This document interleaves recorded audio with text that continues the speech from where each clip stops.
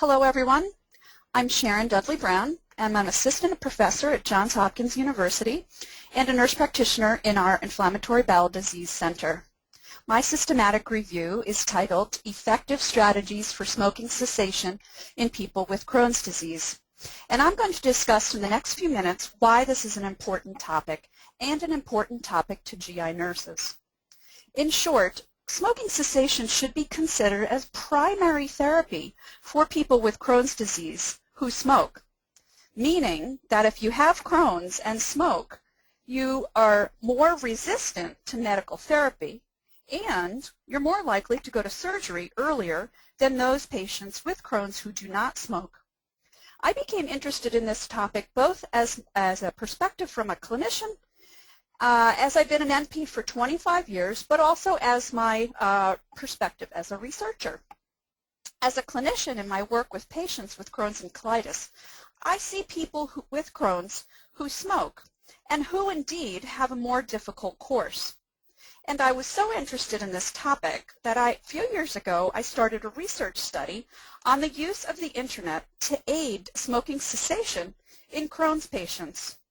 However, what I found was that enrollment was slow and difficult, because what happened is those patients who had Crohn's and who smoked and with whom I discussed the project with, they seemed to quit on their own over the next month or two just prior to being contacted by my research nurse.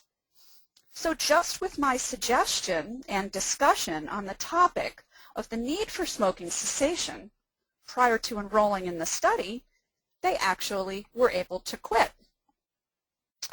So when I was chosen for the Scholars Program and met my partner on this project, Sue Nucio, I suggested this topic.